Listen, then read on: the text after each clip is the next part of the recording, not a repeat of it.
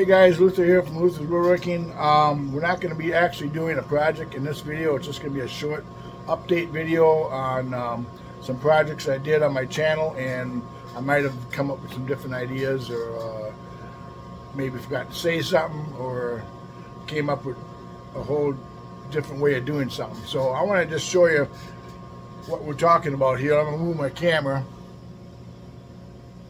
A while back I did a video on these 3D reindeer that you can do on your scroll saw, and there's actually two cuts, one on the end right here, the end view, and then you got the side view.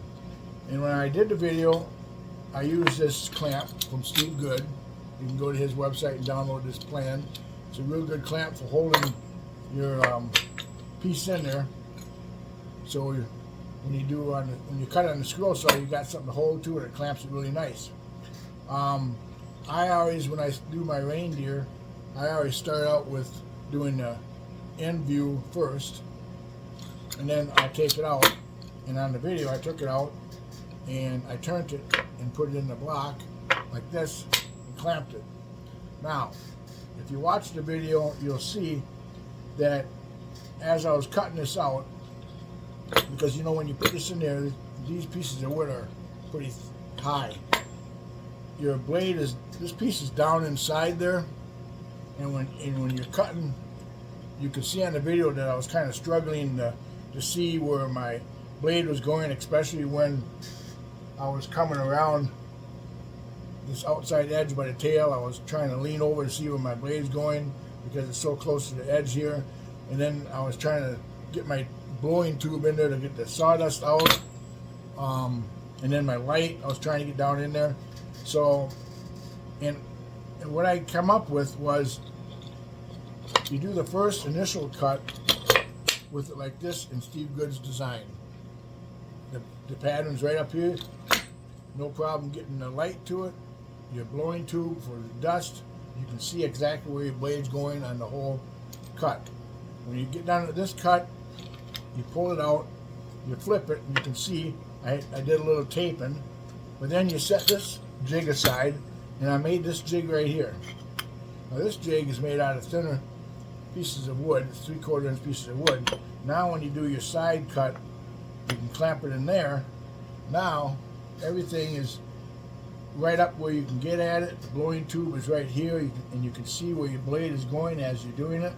You don't have to try to struggle to look down inside this here jig. This jig is perfect. There's nothing wrong with this jig. It's just that do the side view cut, you can use this jig. Now everything is right up front, you can see it. So I just wanted to throw that in there as an update. The jig itself is made exactly the way Steve Good made his other one. The two are really basically the same. One is made out of thicker wood, and this is just made out of some 3/4 inch wood here, made the same way. It works good for all kinds of 3D animals you do, because I do actually some 3D animals that are a lot smaller than this. So this jig would be kind of hard doing a real tiny animal. So that is the update for that. Just make yourself a jig like this, same as Steve Good one, but just thinner wood. So we'll set this aside.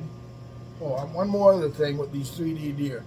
Now I make a lot of these, and I know in the past I just used to use a temporary spray glue right here, spray the pattern on, and if you watch my video, you'll see my pattern came up a little bit. It's just a temporary glue. It's not real strong, but it does hold pretty good. But one thing, when you cut these out, you don't want to have your pattern come up, because once your pattern starts coming up, then things can get hard to do, because you got to try to glue it back down and hold it and all that stuff. So this temporary glue works good. I do have a more professional glue. This is real strong stuff, but it's really messy, but it does hold this really good. But the other day, my wife and I, because we make a lot of these deer, we glued up a whole bunch of these deer right here. These are all these patterns for the 3D deer. Now these have been sitting here for about a week. The pattern ain't going nowhere, because what we used to glue these on here was regular Mod Podge. It works great, doesn't take long. You put a little Mod Podge on your paper, a little Mod Podge on the wood. You got time when you put your pattern on to move it around to get it where you want it. And like I said, these have been sitting here for a week now, and this paper will not come up when you start making your cut.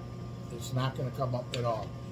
So that's an idea. You can just use, you can just use regular Mod Podge for putting your pattern on.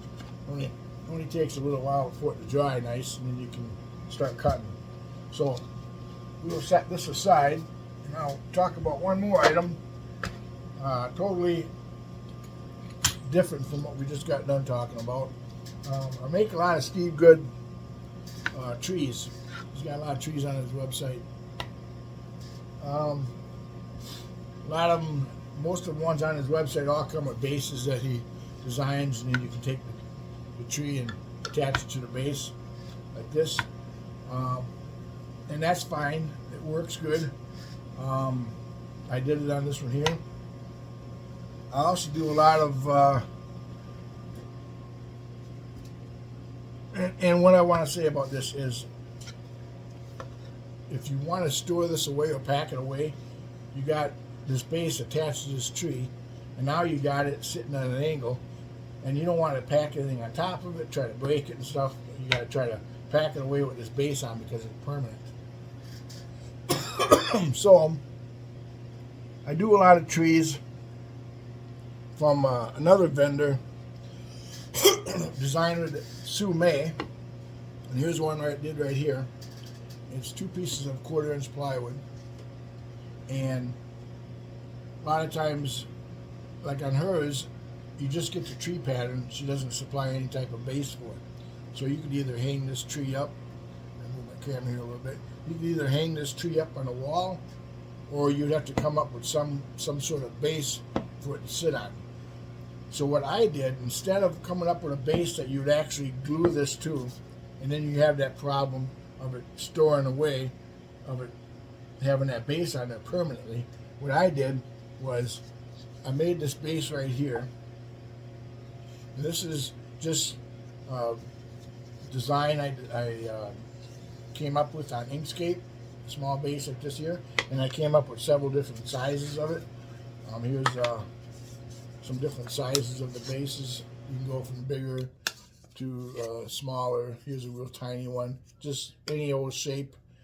It's a little better than just a plain old circle shape or something like this right here. This one I waved a little different. This is not from Steve Good, this base. I just created this base myself. But like I said, the tree is glued to it, and it's hard to store this away. So what I did was came up with this base, and I took some pieces of wood. This is only 1/4-inch Baltic birch right here, 1/2 inch high. And what I did was, on this tree, when you make this tree from Sue May, when you put the 2 pieces together, you got 1/2 inch. And I made this so it fits right in here. If you can see this, this tree will sit right in this base like this. And now you can display this tree during the holiday season, and it stands up nice. And if you want, you can put some garland or something around the bottom if you don't want to see this bottom, because people are going to look at the tree. They're not really worried about the base. You just got the base just to set the tree up. But when I want to go to store this tree, I can just take it out of this base. Now we can lay it flat.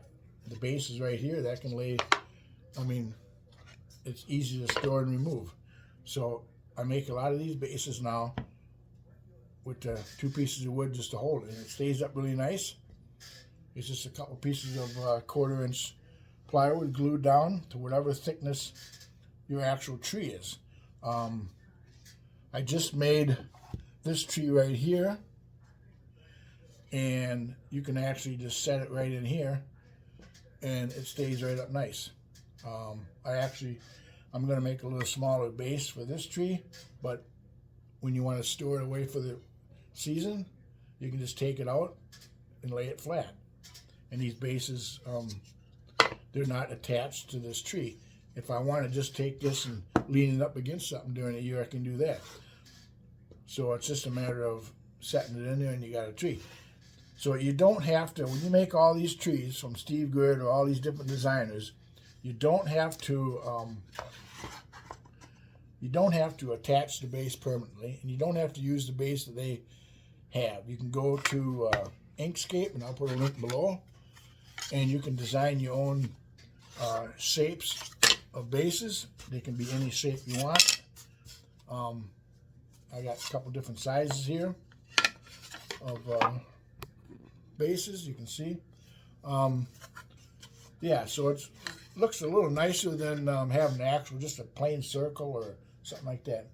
So that is another good idea for these trees. So I think that's it for this video. I just wanted to run by these couple of things here. So if you like the video, give me a thumbs up. Hit that subscribe button. I will be doing another video real soon here.